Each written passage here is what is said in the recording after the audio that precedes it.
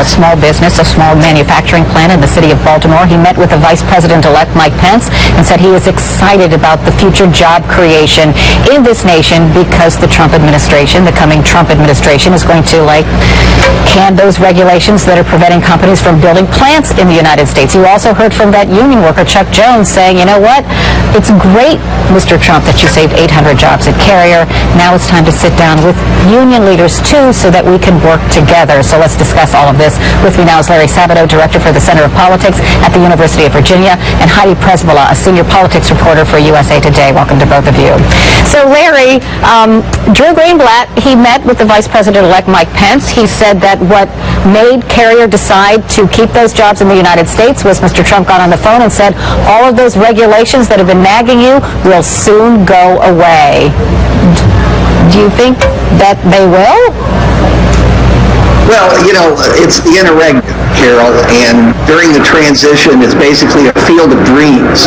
And the incoming party, in this case the Republicans and all of their supporters, are portraying a world that may or may not come to be after January 20th. There was a wonderful sentence uttered by Attorney General John Mitchell, who was an intimate of President Richard Nixon, shortly after Nixon took the presidency in 1969. And he said, watch what we do, not what we say. And this is, I think, the words of wisdom for the Trump administration. Watch what they do, not what Donald Trump or Mike Pence say in tweets or speeches or, talking to a local businessman. Let's see what they can actually accomplish. Yeah, and it's interesting that you cite that example because of Mr. Trump's pick for labor secretary, which would be Mr. Puzder. He owns a lot of fast food restaurants. He's a big-time CEO. This is what he told me about Mr. Trump back in July. Donald Trump comes in, he's very authentic. This is who I am. This is what I am. I'm a rich guy, but I understand what you want. I know what you're feeling.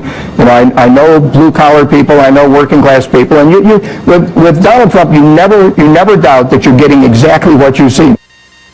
Okay, so Mr. Trump says he feels the same way about Mr. Puzder, but Mr.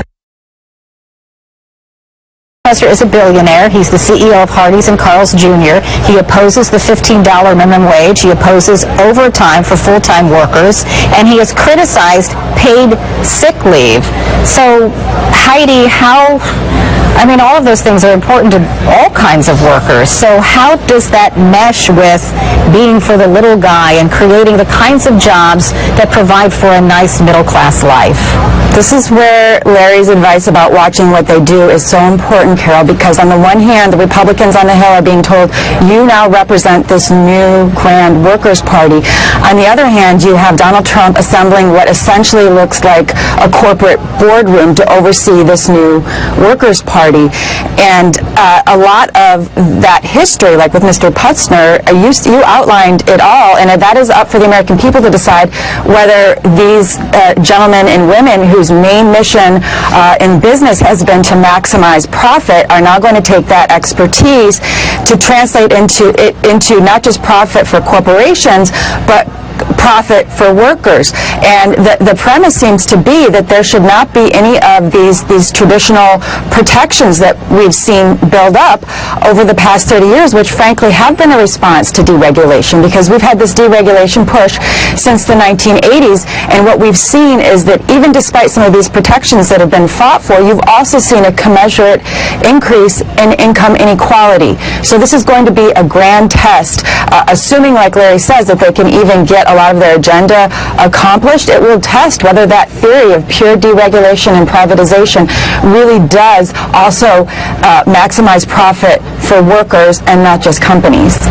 Larry, I think some people might think that as long as jobs are provided, it's okay, and it doesn't matter how much the jobs necessarily pay or what the benefits are or whether the employer provides health insurance, for example, since Obamacare is going to be repealed and replaced with something down the line.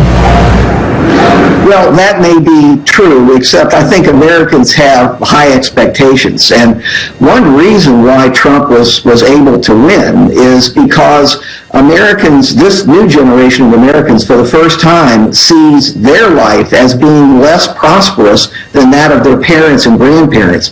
So it's certainly a great goal for the Trump administration to create an America where that prosperity and dreams of prosperity are restored to younger generations. But, it's easy to say, it's tough to do, and abolishing all the rules and regulations that Heidi was just talking about will generate an explosion, and not just among labor union members, but I think more broadly in the society.